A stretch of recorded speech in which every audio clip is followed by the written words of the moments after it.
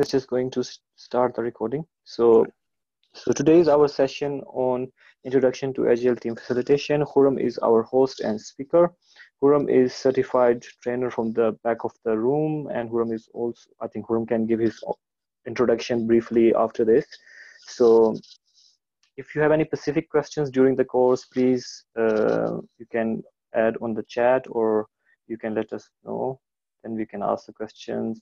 There will be some, I think, pause between the session where you can ask questions as well, or you can ask questions at the end of the session. So the recording will be made available on YouTube after a few days. So if you guys somehow miss some of the parts, you can still listen to the recording after a few days. So over to you, Khurram. Yeah, thank you, Zishan. So my initial plan for this session is around 20 to 30 minutes of presentation, but in between, if there are questions from you guys, we can always entertain them. And I will try to make this session as much as engaging as possible, considering the people we have and considering the topic as well. So let's get started. And it will also require you to answer a few questions. So that will be good that we remember that. Now I would request, let's get started with that one. On your browsers, if you, on your mobile or any other browser, if you're using, please go to this website, menti.com, and use the code 908278. So the question is, how would you rate your meetings?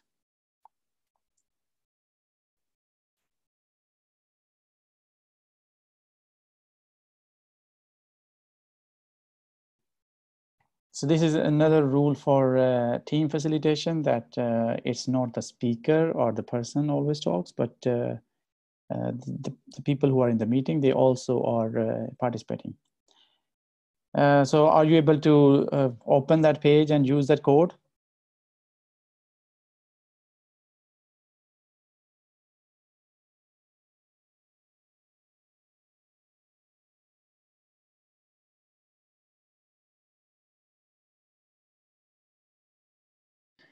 So far we have 0 response.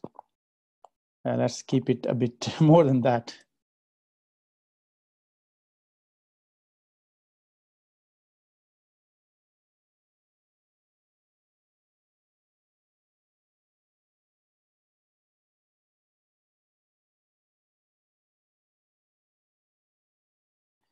So it will be still good to know if you are able to open it. You can mention it via chat or just say it as well.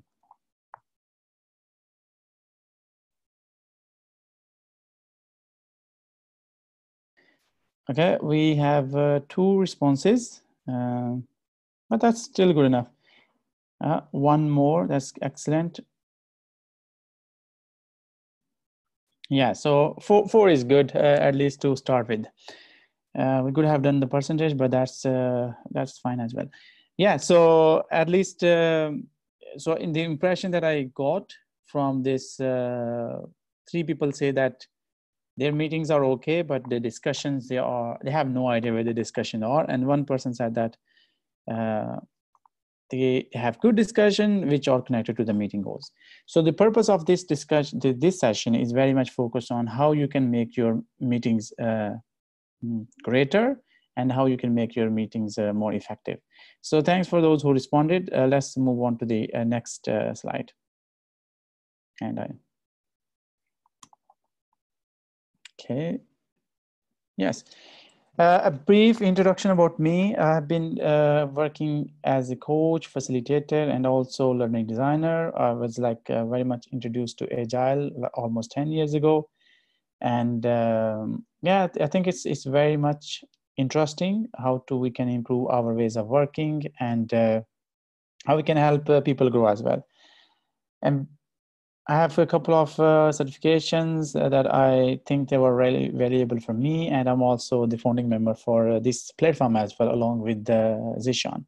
So if you have any questions about anything else, then you can always contact me back for more information.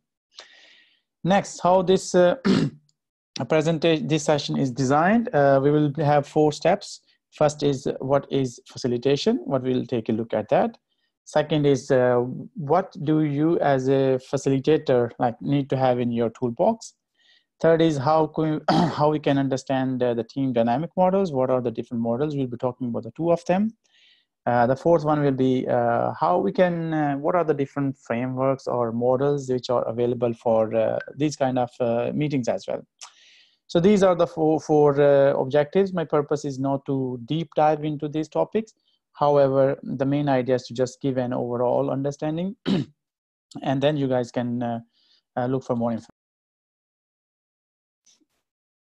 So you can unmute yourself, and I would like to ask you, when you hear the word facilitator or facilitation, what comes to your mind? I really appreciate if you can just write in text in chat, or you can use your mic as well. So go ahead. What do you mean when we say the word facilitator or facilitation? What comes to your mind? I guess, hello, can you hear me? Loud and clear. Okay, great. I believe it means the person who is going to help team members and coordinate, especially in meetings, mediate if there is conflict, things like that. Okay, any more?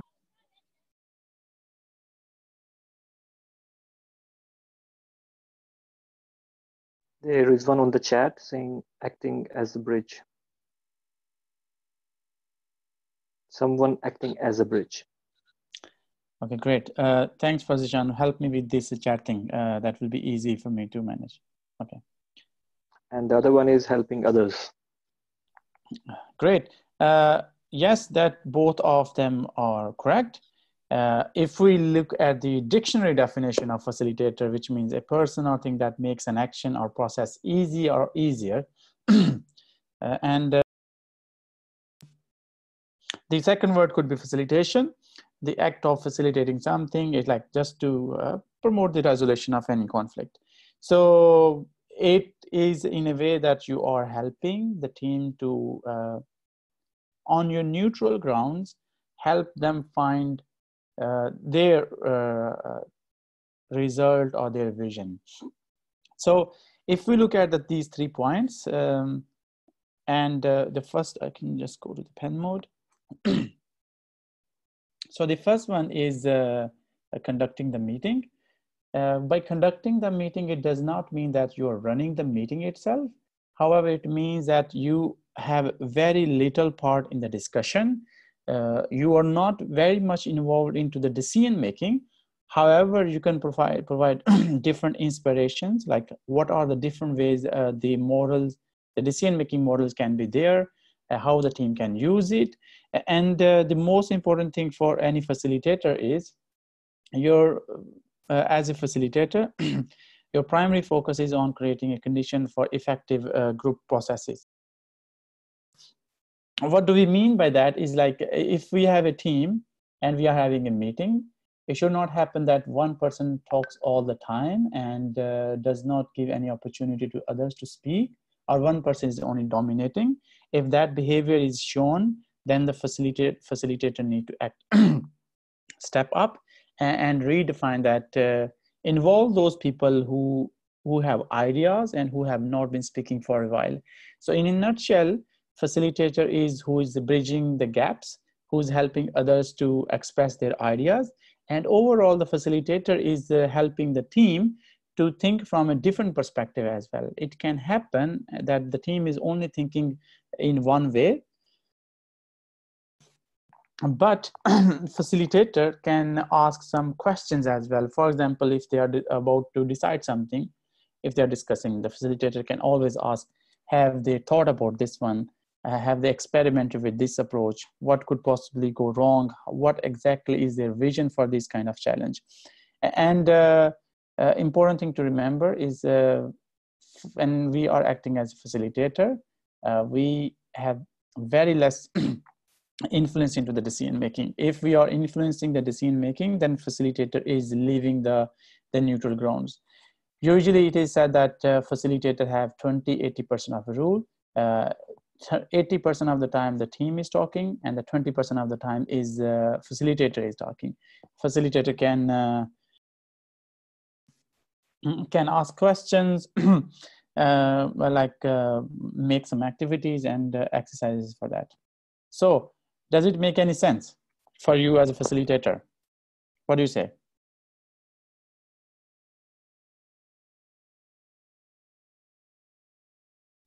Do you think it resembles the understanding you have? Yes, to some extent you're right, but at times you need to increase the percentage to at least 30%, I must say. Yes, so this percentage is just one example. We will, in our next slide, we will also understand that facilitation is not about, or organizing a meeting is not about booking a calendar time and booking the room, but it's also very much related to the people as well. But we are just scratching the surface of facilitation so far.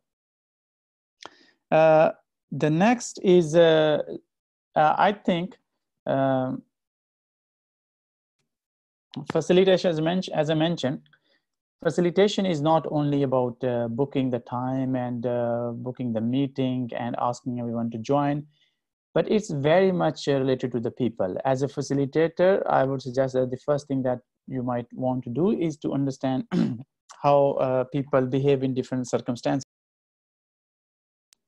And what do I mean by behavior is like, we will be talking about a DISC model right now. The DISC model is a kind of a common language that people can use to better understand themselves, and that can help them to adopt their behaviors with others.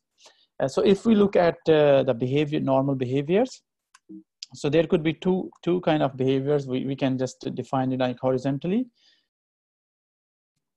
So we can have the outgoing or fast-paced people, or we can have the reserved or slow-paced people. Then the next one, if we do a vertical diversion of this normal behavior, some people focus on task-oriented and some people are people-oriented. I mean, they want to interact with people. Some people just want to do their stuff. And if we combine these two divisions together, then we come up with this kind of model, like the people which are outgoing, people are reserved, people who are focusing on people, and the people who are focusing on tasks. And this gives us 4 quadrants. So the first one is the people who are dominant. In a while, we'll also take a further look. What do we mean by dominant? The second is who are inspiring. Third one is cautious. Okay, third one will be this one, sportive, and the fourth one is the cautious one. So the thing to remember from here, the normal behaviors are divided into the fast-paced, outgoing, reserved, or slower-paced people. The second division of the normal behaviors is task-oriented and people-oriented. So this model has been here for a while, and a lot of people have utilized it to understand their behaviors. One thing, so one very important thing to remember about this kind of model is that you should not label anyone with anything. It can happen that your certain behaviors are dominant and other are influencing. It could be some behaviors are cautious and some behaviors are sportive. So you really cannot put one person into a one quadrant. However, the behaviors can change over time and with the situation as well. And so let's take a bit more detail into it. I would like to mention one more thing. It's like there could be 3 more points about this. Knowing the behavior of individuals in the team, they can help facilitate better teamwork and teach productive conflict as well. For example, if we know that this person is dominant, then the facilitator or the leader or the person can understand that person from that aspect. And then it can also improve working relationship by recognizing the communication needs of that team members. For example, if some person is very sportive, So then you have to understand how to engage that person. And above all, as an individual and as a team, this can also help you improve your self-awareness, and it can help you to understand what motivates you. Second, it can help you to understand what causes you stress. Third, it can help you to understand how you can respond to a conflict, and how you can solve a problem. So in a nutshell, this is a kind of a language that people can use to better understand themselves and then adopt their behaviors accordingly, in the work team, or it could be a leadership position, or it could be any other relationship as well. So, I mean, if you are a coach or Scrum Master, you can also have this small activity to understand what are the different personality behaviors that exist in the team that can help you to facilitate your meetings more nicely and effective. So the next is, yes? Here one question, just go to back slide. Please move to the back yes. slide. Okay, I can move back. Oh, wait, okay. I can move back to that slide. You are talking about different behaviors.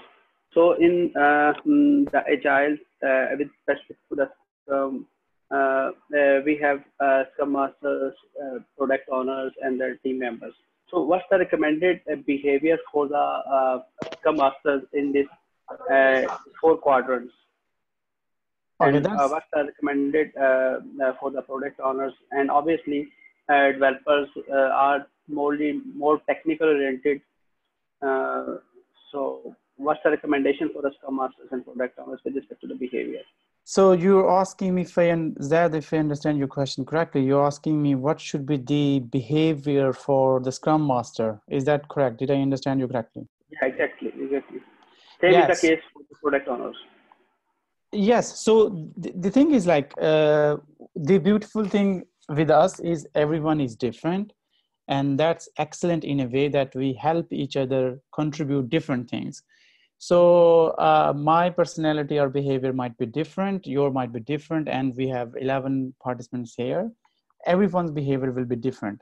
But the most important thing here is that we, as a team, so remember this, this model helps you to understand as a self-awareness, and this model also helps you to understand the team, help the team to understand each other. Why? Because, I mean, I don't know what will be the certain behavior for a Scrum Master. However, I consider that the Scrum Masters or the coaches, they also need to understand themselves, and they also need to understand the team.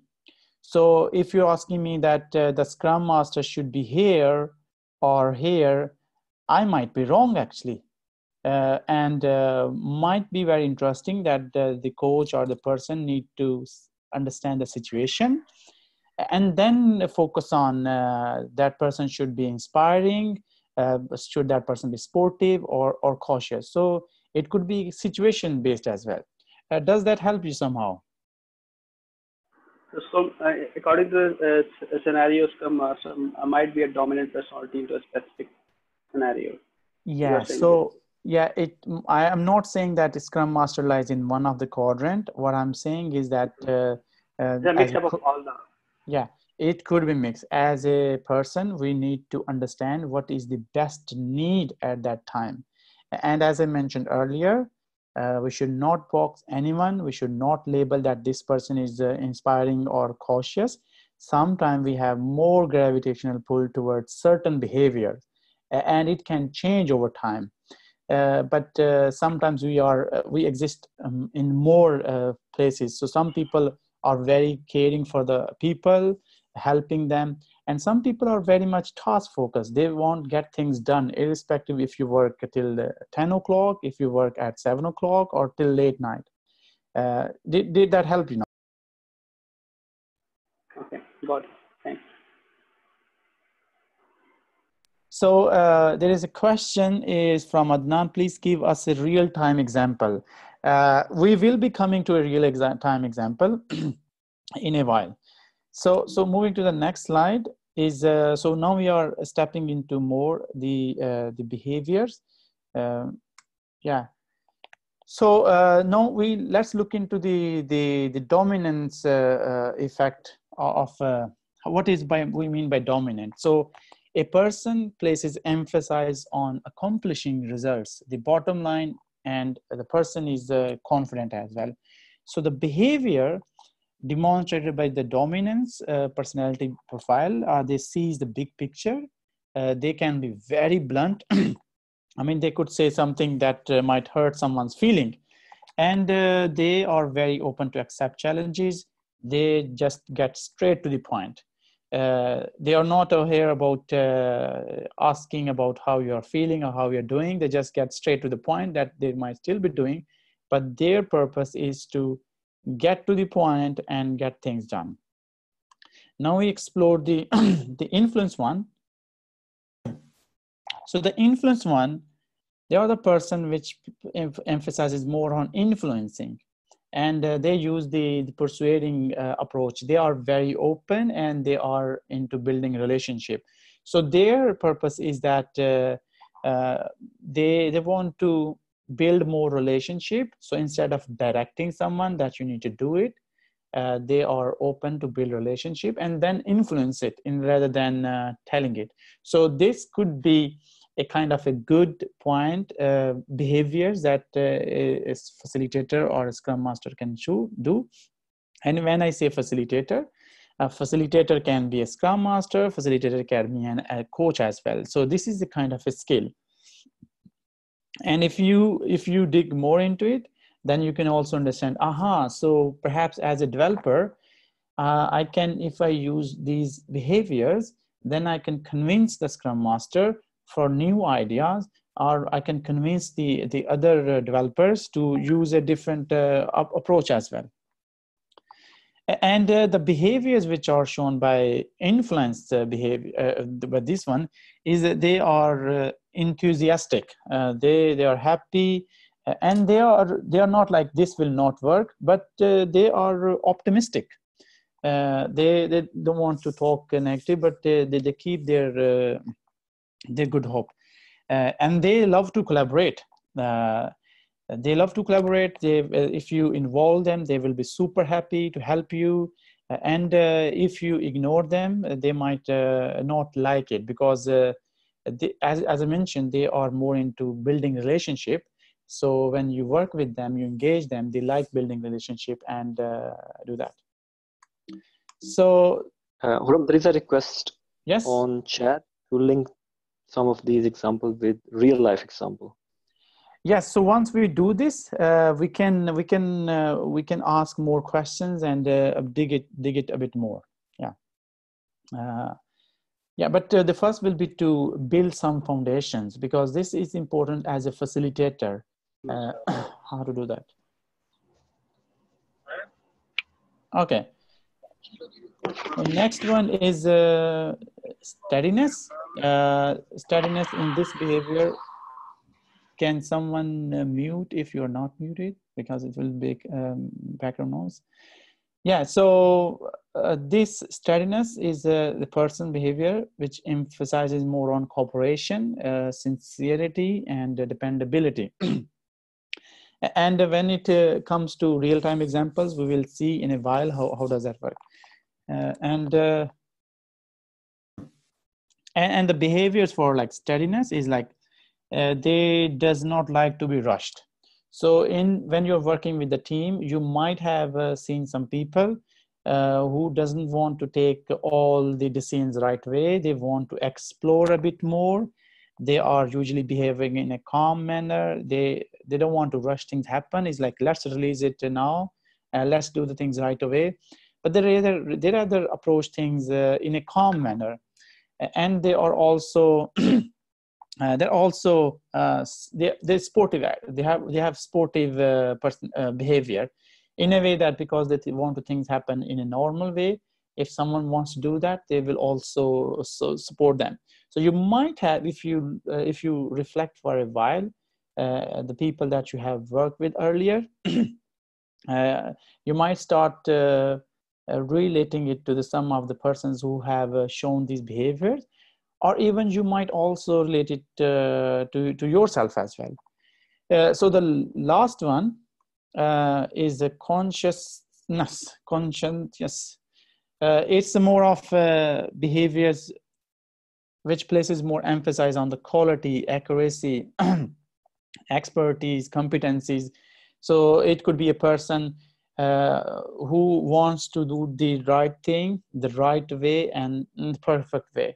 If we take an example of the software developer, they might be the person who want to deliver the best because delivering on quality is very much closely related to their integrity. They want to do the thing as exactly as the requirements say. So they are kind of perfectionist. They want to do the things in a very, very nice way. So now I would like to ask you to okay, I need to restart this one. Excuse me. So if you go to, I have to restart this presentation. So excuse me for a while.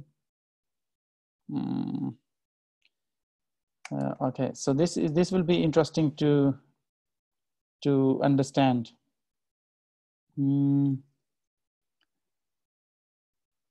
Okay, I have to restart this presentation because it got stuck, but we will be back in a while.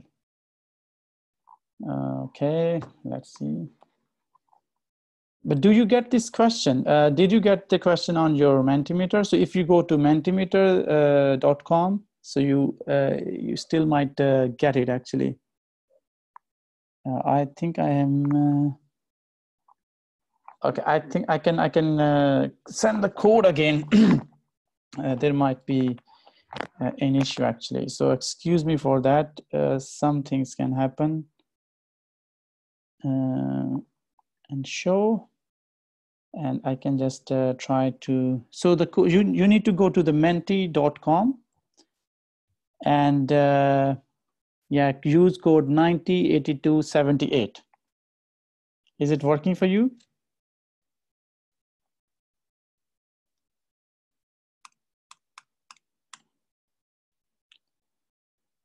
Technical issues are always there. Okay, good. So we have 4 responses. 2 mentioned that they are influence persons, and 2 said that they are conscientiousness. So okay, so now we have a bit more of a different ratio. Yeah. So anyone who wants to share why you selected that personality behavior?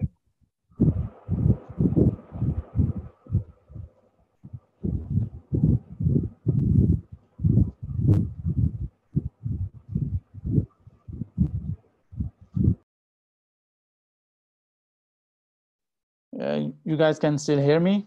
So you asked about a practical example. So this is very much practical and a relevant example. Anyone who wants to share, why did you select that personality? Sorry, Khurram, you are calling with respect to the personality we are liking, or what's your exact question? Sorry. So I mean, the question is like when we have looked at 4 different personality behaviors. They are 4 behaviors. Where do you see yourself? Okay, where do you see as a Scrum Master? If I rank myself, sometimes I want as a dominance person, and a little bit I am an influential person, but most of the time I want to be a spontaneousness person, and the third one, steadiness person, place emphasis on cooperation, sincerely, dependability. And But sometimes yeah, you can say that for me, I want to be if first one is 25%. The second one is I want to be 25%, and the rest of the 30% and 20%. Okay, so thank you, Zad, for explaining that for us and to the rest of the people as well. Could you give any example? Why do you want to be in that proportion as you described? So, dominance, if I can say that sometimes I want to be dominant with respect to the emphasis to something within the team. Like in the retrospective meeting, uh, if if the team is feeling shaky to elaborate, to discuss things openly, then at that time I feel I proactively emphasize the team. Please speak loudly, and it's your team. Don't be hesitate. Uh, at that point, I say, okay, I need this characteristic. But influential person, sometimes if in my practical experience, I face that sometimes people don't want to attend some event due to their some personal reasons, might be some habitual reasons. They have many excuses. So some of the times it's okay for me, but not all the time it's okay for me as a Scrum Master. Then at that time I want to influence the team members and as well as the product owners. These activities should be mandatory for you. It's not an optional. Please be participative in all the events. So that's why in my opinion, I need this characteristics in my personality. Are you getting my point from? Yes, exactly. So thanks, Zad. Anyone else wants to share why you are there, what you selected?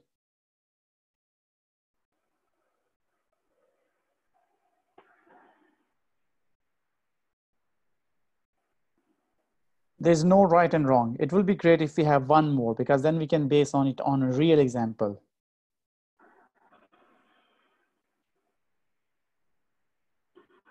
I think Ikram wants to say something. Sorry, who wants to say something? Ikram, are you hearing me? So it's very voluntarily. If you want to say something, most welcome to do that. At that time, from at that time, if nobody wants to participate, then you should be some influential personality and motive. No, it's yeah, it's not influential now. It's more of a knowledge sharing session, and this could be Yeah, one. so I'm just joking. Yeah, no, It's it's just for fine. fun. Yeah. So the thing here is, now you have seen yourself. You can also do this online test for yourself to understand you better, because the most important thing for you as a Scrum Master, as a coach, or in that leading role, is to understand yourself in a better way, like how you behave in a situation. And then I suggest that you do it with your team members. And the most important thing is not to remember everything, not to put anything in a box, not to judge. The main goal here is, as a team, we understand each other, what are the different behaviors we have in the team, and how we can complement each other. Another example could be, if someone is not participating, perhaps you know that he's a bit introvert. So as a facilitator, now if we put back the facilitator hat, you can involve that person by asking a question. So this can help you to understand your team in a better way. And again, in order to organize your meetings more effectively, you need to understand who is participating, who they are, what are their main objectives. But let's continue with that. And if you have more questions, we can entertain it afterward.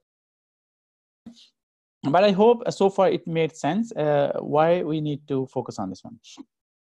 So there is another model, which is, and by the way, the DISC is not very much into the scientific experimentation, but it has been used as a way to understand the teamwork in a better way. Another popular one, Tuckman's model of team development stages. So as a facilitator, you need to understand where where is your team?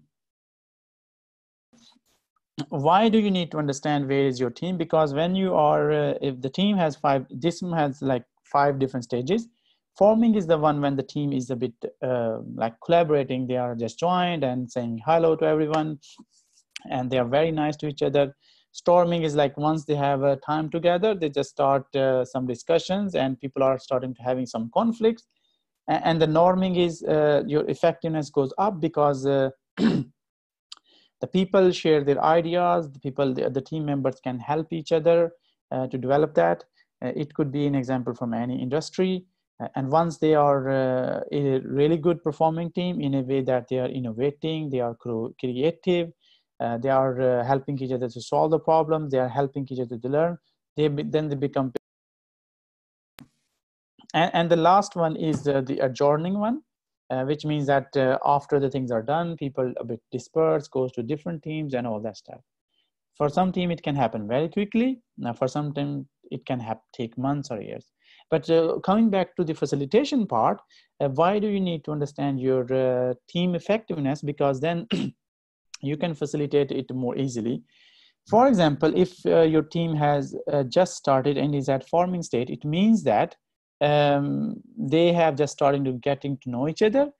Then what you as a facilitator need to do is to perhaps organize more team building activities, activities that make them more comfortable, activities that help them to brainstorm more, activities that help them to express their ideas. You can create a more safe environment, where people can share their ideas. And once they are in the storming stage, that's where all the conflict starts happening. And as a facilitator, you need to have those expertise that how to manage a conflict and how to educate the team to managing conflicts and understanding the different. Yes. There was a question or there was a thought. Okay, someone said something, I don't know. But coming back to the storming one, and then as a facilitator, when the things are coming up, you also need to understand how you can help them be a better team by helping them define their vision, by helping them define their processes, by helping them define their ways of working, by helping them defining their team alliance, or by helping them whatever challenge they have. And at these points, I feel like, this is my personal opinion, I feel like the facilitator might just be like not involved so much into the discussion, and it's just there to observe and ask some questions, give some different insight, and ask some powerful questions.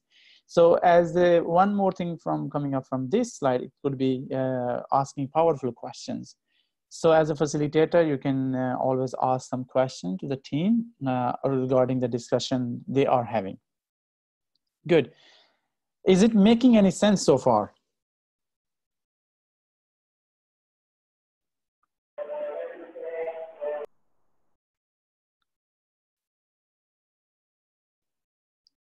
All right, so let's continue. Does anyone want to say something?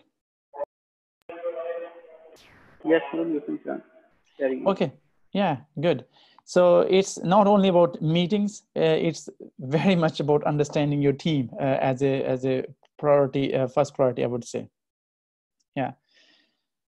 Next one is, okay, I'm using as a, yes. So we covered 2 models in understanding the team dynamics. One was DISC behavioral profile. The second one was the Tuckman's model.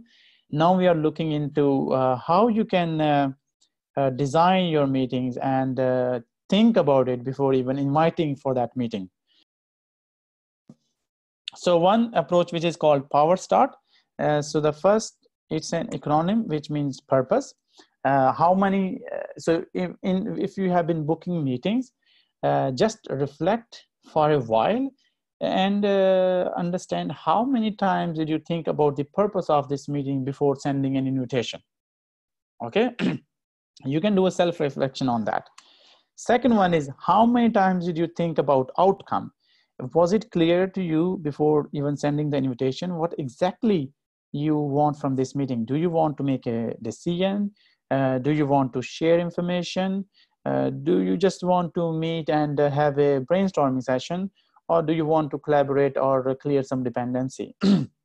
It could be between product owner, it could be between Scrum Master, it could be with any other development team. So how many times do a self-reflection did you think about purpose and the outcome?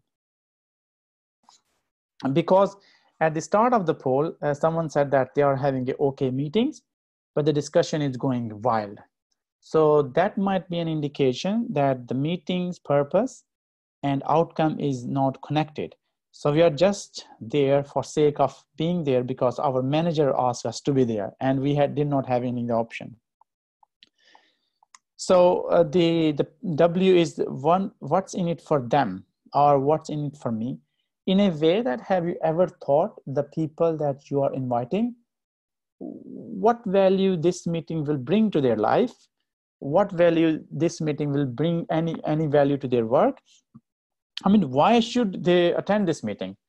Is it they should attend this meeting because you have sent them the invitation and then you are supposed to be there? Perhaps next time when you book any meeting, irrespective of Agile, you can observe that in your meeting, who have been getting more value out of it, who have been talking more, and who have been talking very less. And from there, you can already see that the people who might be talking, they want to gain some value or they just want to share something. But the people who are just on their phones or they have opened up their laptop and just trying to be busy, for them, it's a pity because they are there and they don't want to be there. So it's very good that when you're when you're inviting someone, think about what's in it for them. For example, for those who have seen the description for this meeting, I try to indicate whom this meeting is for.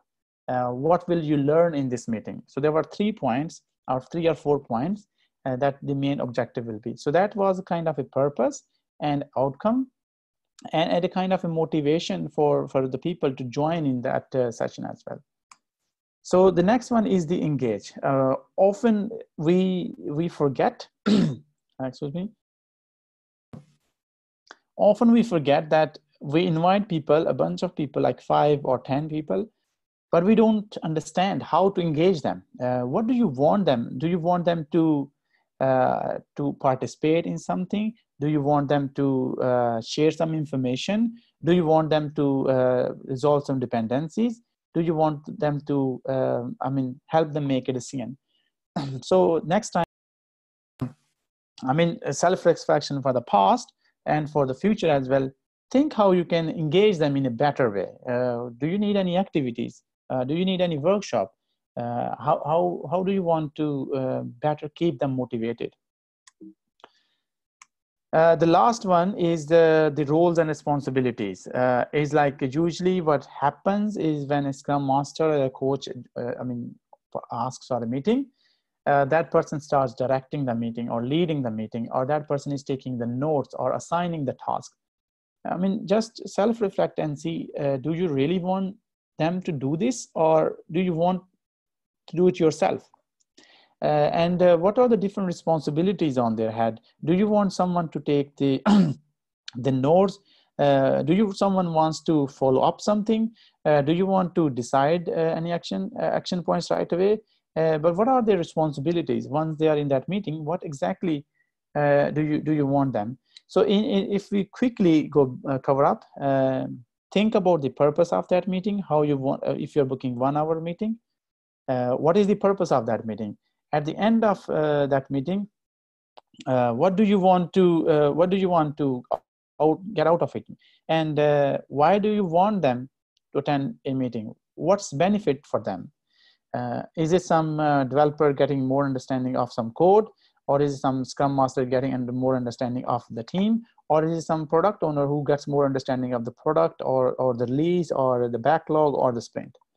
And how you want them to participate? It could be combined, like roles and responsibilities and engage.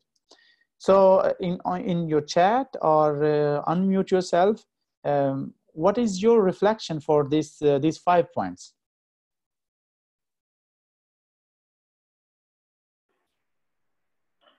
Yeah, I think so. These are really helpful 5 points, and these 5 points really required to start any meeting. Like in the Scrum, if I am talking with respect to the Scrum. So in Scrum, there are several meetings like daily stand-up. Like for example, in daily stand, the purpose of this meeting is to meet all the team members on the same time, so that we are all on the same page on daily basis. And the outcome of this meeting of the daily stand-up is we are all aware as a team what's going on, and what's the future to do for the next 24 hours of the team, and what is it for them the main objective of the daily stand-up. I'm calling daily stand-up just for the example, because daily stand-up is our meeting. No? Yeah, exactly. So I would say that Zad has been sharing his thoughts and experiences till now. It will be really good if someone else can also step up. Don't worry, and there's nothing wrong or right. Share your experiences. So thank you, Zad, for so far sharing your experiences. So let's move on to the next one, grown zone model. Have you ever been in a situation where you started a meeting and that just goes wild? No one knows what's happening. People are just looking around at each other, making some faces, interesting faces. Yeah, so think for a while, but just think another thought. Do you really want to be in that meeting? Might not be a good idea, because then you are not using your time wisely.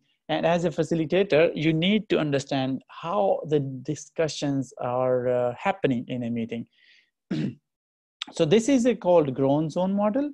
If we start from left and go on the right, this is the time dimension. Usually what usually happens is, like, we have a new topic. We move from here to here. We have familiar opinions. If we talk about daily stand-up, people start sharing about their stuff. And if we talk about Kanban and Scrum, oh, this is something familiar to me. Okay, let's talk about it. But then what happens is, like, in any discussion, when we just go brainstorming, then we move into this zone. And this zone is called divergent zone. What it means that we are inviting more opinions. We are helping them to bring up different ideas. And as a facilitator, I mean, I would say that don't be only here in this place, or you have to help the team to move into divergent zone, because this is the place where the new ideas start happening. And once you move to this grown zone, it means that, well, you have a plenty of discussions. You don't know how to do that. You might not able to understand why you are having that. But here is the real innovation that happens. There might be some ideas. That's why I say, when you're brainstorming, no idea is a bad idea, but you're just trying to pump out as much ideas as possible and discuss together as a team. So put the safety first, that we are not putting any judgment. We need to come up with as much as ideas. And then what happens is, then you need, as a facilitator, that, hey guys, this is another, we have plenty of ideas. Let's come back to some closure.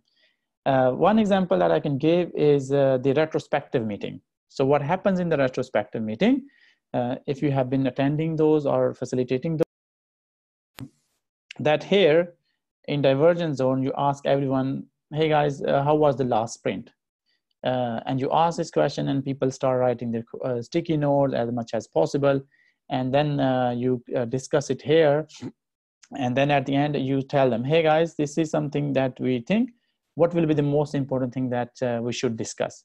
And then you select one item or two items as based on the need of the sprint. So a sprint retrospective could be one example.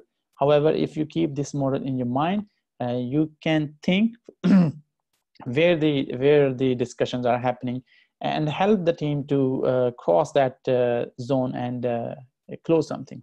Yeah. Any questions about it? Is it making any sense?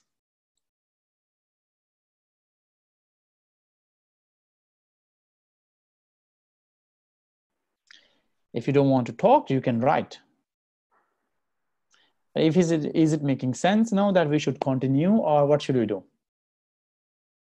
So in order to continue, say yes or say something. Okay, Zaman said so far so good, and Zad said is good, but what about the rest of 10 people?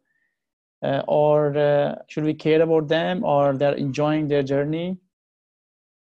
Okay, perfect. Great.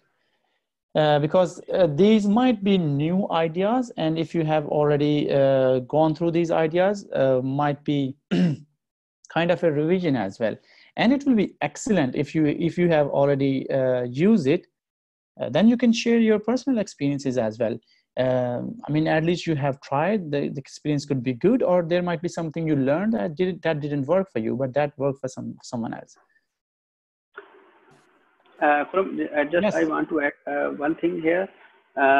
This is that is not directly relevant to this diagram, but indirectly it's relevant because you mentioning the example of retrospective. In my case, when I'm doing a retrospective meeting, first of all, I say hello to team and what's the past sprint, what's going good and what's going bad. I have a 4-quadrant approach currently follow. The first quadrant is for the what's going good, and the second quadrant is for the what's going bad into the last sprint. So we have some discussions on the bad items and try to identify in third quadrant some suggestions, and on the basis of these suggestions in the fourth quadrant I am trying to identify what's the action items, how we can resolve these bad things into a good into the next retrospective. So that is the approach I am currently following into my current routine activities for the retrospective. So that is relevant here. There are 3 quadrants, you can say. The first is the divergence zone, the second is the grown zone, the third is convergence zone. In my case, I have 4 zones where the zone 1, you can say that doing good items, zone 2 that doing bad items, zone 3 what's the suggestions on the basis of the bad and good items, and zone what's the actual action items we need to be done to fix the bad items, so that in the next time we have all good lies into the zone 1. Yeah, excellent. Thank you very much, Zad, for sharing that. And now I learned something new actually from you. And that's the main purpose of these sessions, that we are helping each other to learn. So just coming back with the facilitator's hat, in a way that this helps you how the discussions grow and how the discussions converge. There are also many different models, but the main purpose is that as a facilitator, you understand how are the discussions happening, and understand how people are talking. If it can happen that one person is talking all the time, you might go here out of diversion zone, because that person is totally hijacked the meeting. It could be your manager, or it could be the loudest person in the room. And that's where you as a facilitator need to involve more people, get more things up. But yeah, if you search on this one, and you will definitely find more similar models. But the main purpose is, as a facilitator, you understand what's happening in your meetings. Because if the facilitator is not helping the teams to, excuse me, to go to these explore more options and explore more time, the discussions, then you need to think, am I effective facilitator or not? Perhaps, what do you think about asking your teams when you're done facilitating your meeting or a session or a workshop? What do you think about asking your team, hey, could you give me feedback about my facilitation skills? So if you want to be very open and brave, ask this question to your team. So let's move forward. We also have to think about the time. But very good discussion. So another thing is kind of, if this is a blank page, then we have the structure, or how would you structure your meeting? So this is the before part. Before part, it means that you're thinking about the power start. Think about who's available, who's not available, who's a decision maker, who's providing information. Do I need to send some information as a prereq that people can read and come? What do you expect them, kind of? And this comes all kind of things that you want them to be there to do before joining the meeting. The second is during the meeting. And during the meeting, there are three parts. So the first one is how do you start the session? The start could be like, hey everyone, how is everything going? Let's talk about what you did during the weekend, or what do you think about this one, and any other stuff that is happening. So I'm not giving very explicit examples, but you can just ask them a kind of a stage environment question. It's just to break the ice. For example, how I started the session was by asking you guys to have a poll. Okay, let's involve and do something. And the second is during the session. And during the session, you can focus on what is the discussion, what the discussion is about, how the discussion is happening. Are we exploring more ideas? Are we going somewhere? Are we stuck somewhere? Do we need to take a break? Do we need to refocus? Do we need to do some activity? So as a facilitator, you really need to think all these things on the toe. And the one is the close part, closing the meeting. Closing the meeting could be, hey, do we have the action point? Is it something that we achieved that we wanted to achieve? Did we fulfill the purpose of this meeting? Did we best utilize the time? Did everyone get a time to participate? Is there something that we need to take care? And all those kind of stuff. And the next one is after the meeting. So after the meeting could be those points that do we have any action points? Do we need to follow up? Do we need to inform something? Do we need to take a decision from someone? Those kind of things. Is it making any sense?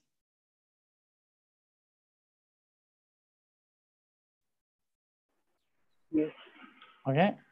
Hey, Khurram, this is Farooq. Yes. I have a few questions on that one, okay? Hey, yes. Thank you very much. I joined a little late, but just wanted to share a few things. So when you put together this context, don't forget the cultural part of every different team, right? If you have to start with an introduction and all that one, and if the culture is like, there are more than distributed teams and they can start introducing themselves, what had happened, then you might not be able to control the meeting. What's your thought on that one? That's one thing. Second, a related thing, and then you can address that one. What if we can have a basic agenda, because that will automatically kind of enforce the team to stay focused on that one. And then it is easy for you to make sure that when you're doing the closing comments, when you're trying to wrap it up, that you want to make sure that did you achieve the agenda as a facilitator or not? Your comments, please. Yeah, thanks for adding those. So yes, exactly. That's excellent point. Let's not forget the cultural aspect, and let's not forget the personality aspect as well. And I think as a facilitator, if you're asking my personal view, if someone wants to add, most welcome to do that, is that don't do big activities in the start. Usually it's said that if the people can start talking within first 5 minutes or less, that meeting will be more effective, because people have already broken those virtual blockers, and then people can contribute more. So I can share my example. If someone else wants to do that, most welcome. Usually I have been asking some teams, but the question or the icebreaker should be relevant to the meeting that you are having. The question that I asked was about the effectiveness of the meeting, and that's very much relevant to this topic. So think about very smaller 2 to 3 minutes of activity. And I think if you search on icebreakers, you will find plenty of resources. And the second one was the agenda one. I think we already mentioned, if I go back to this one. So I think the agenda thing that you mentioned is very much connected to the purpose and the outcome. because when you do mention that what is the purpose of this meeting and what we are expecting from this meeting. Does that answer your question, Farooq? Yeah, I mean, I was just trying to add a perspective to it. Definitely, it's not a question answer session. I'm Okay. just yeah. the context is available for the rest of the folks to understand it. Absolutely, and I wanted to let other knows that that's the way we have to contribute and provide our feedback. Like currently in this meeting, if we are just sitting idle and we don't have any thought process. So thank you so much for bearing me. Thanks. No, absolutely. I really appreciate Farooq for bringing that topic up.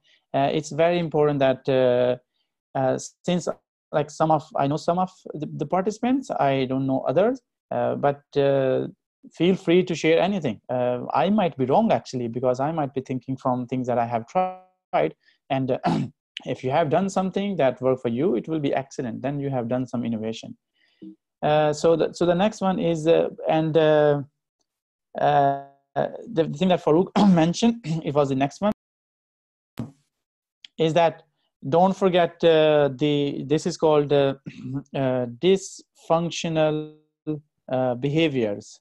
So dysfunctional behaviors are something that are not supporting the process, or the people who are part of the decision making, or something that they don't want to be. So in this whole process, you might people, they just either they just want to be there. If they are there, they don't want to participate, and if they want to participate, they are not participating productively, and they are just there because you ask them to be there, and that is costing you some frustration, and that is costing the company some money as well. So throughout this process, when you're booking meeting, it's important to know. It's important to understand how the people are behaving and helping each other. So the purpose of describing all these models is not to overcomplicate it, but it can give you some kind of a warm-up, how you can think about these points and not miss anything. Okay. So just to conclude this session, so what we have discussed so far, if we converge it and come to the closure part, we learned about okay, so I have a spelling mistake, facilitator role. I need to install the grammar check. See, I did something wrong. Next is we talked about the team dynamics. We looked into the disk behavioral profiles, and we looked into the Tuckman's model of development stages. And you have these names here. You can just Google them afterwards. What was something more inspiring for you to look into? Third point, we looked into the meetings. In the meeting, we looked into the power start, purpose, outcome. One, it's for the participant, engaging, roles and responsibility. We talked about the grown zone. At the end, a while ago, we looked into the facilitation framework. So any questions, any thoughts before we conclude this session? So Khurram, this is Farooq again, I'm sorry. But thank you so much. This is really a very different topic and very important topic from the agility point of view. No matter in what role you are, this covers very much, and this is a very excellent way to start visualizing the thing. So I really appreciate for sharing this one, and I'll be definitely going back and reviewing this whole thing because I joined in the middle because I was on other meetings. But yes, this is a great one. The second thing is that if you have some more working, examples that can help the teams, that would be great. If you can add, and I know you keep writing some blogs. And the last but not the least, but very important comment from my point of view is that meetings are the most important component that I have seen in almost last 10 years that I have been practicing this particular thing in all across the world with the different teams. That is very important from the facilitation point of view, and the way you have captured them to give a thought process even to the folks who don't have a way to learn by just from their experiences. So this is a great addition to that one. But the only point is that somebody has to really think through that one. It's not like it will come automatically. Somebody has to give a thought process that how I would have to visualize or use these techniques to be more effective in delivering the things to the team. Just my comments. Thank you so much. Sorry, Yeah, I took. exactly. No worries. I mean, we did talk about some examples and examples taken from you guys. The main and I would say the one of the key objective was to share these understandings. So after this session, think about, reflect on your past meetings, and is there something that you can use it in the future? So let's see what is the next slide. Okay, so do you see that number again, or do I need to restart that? So I would like to ask you actually, so what's your takeaway from this session? Do you see the, what do you say, the number, the Mentimeter code, or?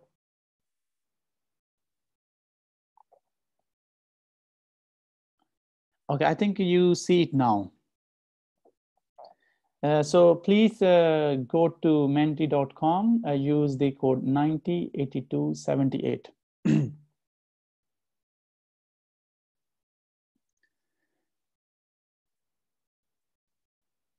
So menti.com 908278.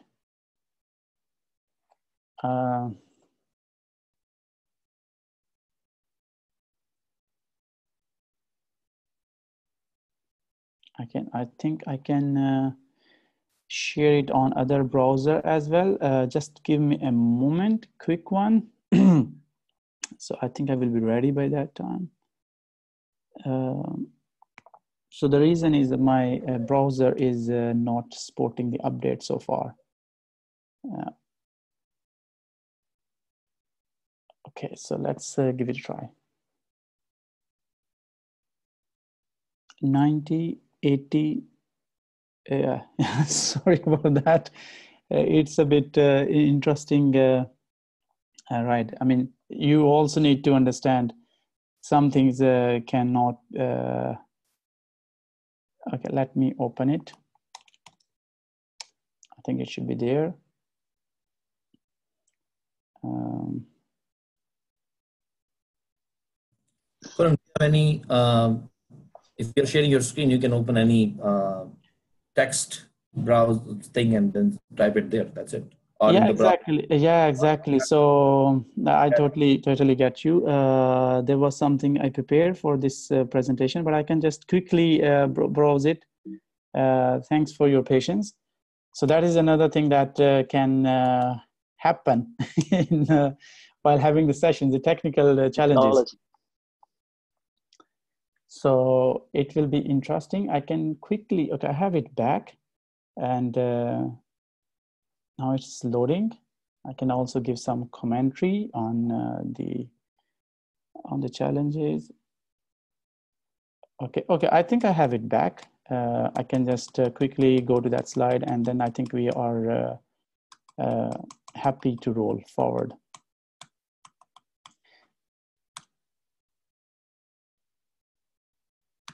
Okay. No, not really actually, but let me give it another try, or we just say something about it. Okay, presentations. Yes, I have it now actually, finally. I have it in front of me, so I can just present it right away. Thank you for your patience. Where is this one?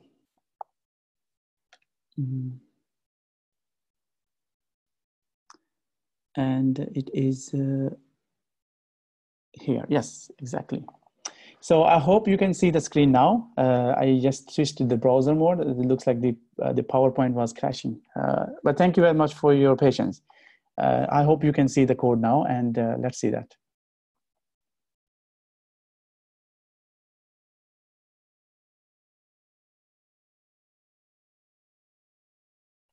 And this is anonymous, so you don't need to worry about your name or something. But if you want to share afterwards, that's totally up to you.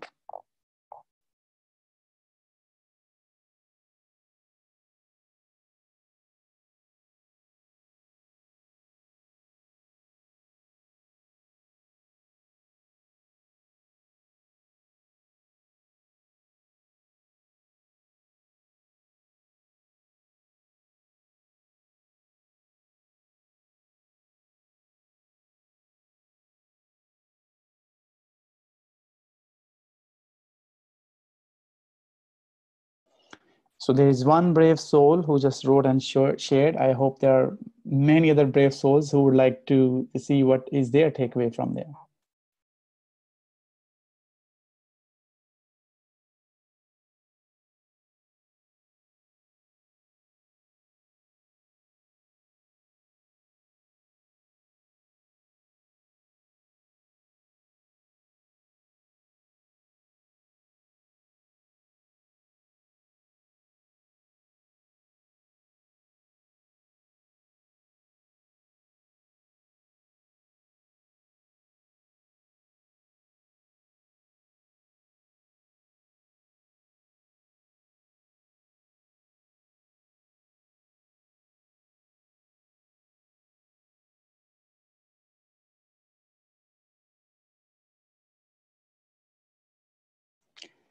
Do you need more time, or we're totally fine if there are no other opinions?